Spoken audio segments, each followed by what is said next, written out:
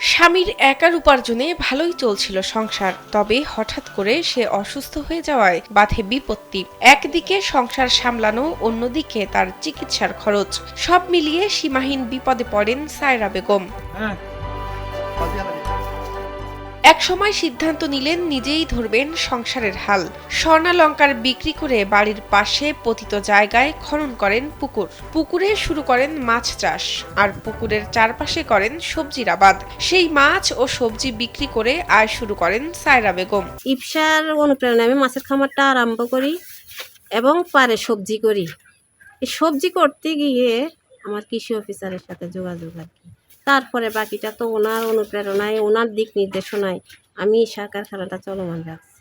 এবার ব্যাংকও আপনার হাতের মুঠোয়। Balance transfer, mobile recharge, bill pay থেকে শুরু করে যা চান সব হবে এক মুহূর্তে। NRBC planet. কৃষি কর্মকর্তার অনুপ্রেরণায় তিনি মাছ ও সবজি চাষের পাশাপাশি শুরু করেন ট্রাইকো কম্পোস্ট সার উৎপাদন। বর্তমানে তার সার কারখানা থেকে প্রতি ৪৫ দিন পর পর ১০ টনের অধিক ট্রাইকো কম্পোস্ট সার পাওয়া যায়।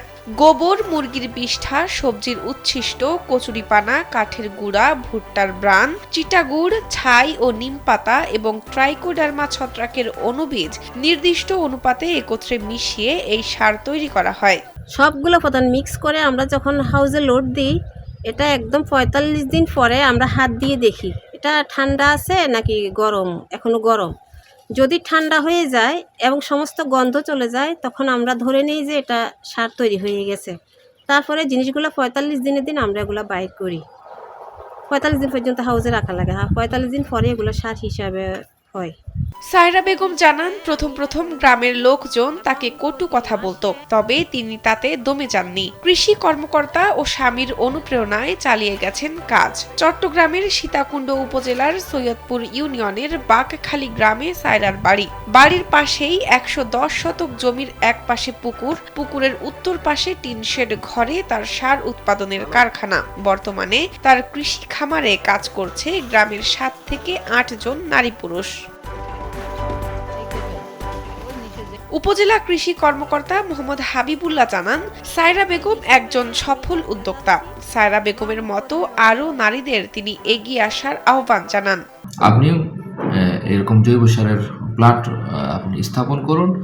আমরা আপনাদের কারিগরি সহযোগিতা করব, অন্যান্য যত ধরনের সহযোগিতা যখন প্রয়োজন আমরা সহযোগিতা করব, যাতে করে আপনি এস্টাবলিশড হতে পারেন, আপনি আপনার উদ্যোক্তা জীবনে সফল হতে পারেন। ধৈর্য ও শ্রমকে কাজে লাগিয়ে সায়রা বেগম আজ সীতাকুণ্ড উপজেলার একজন সফল নারী উদ্যোক্তা।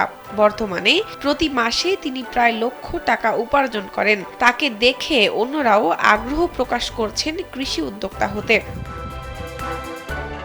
শাহনাজ পারভীন, কালবেলা।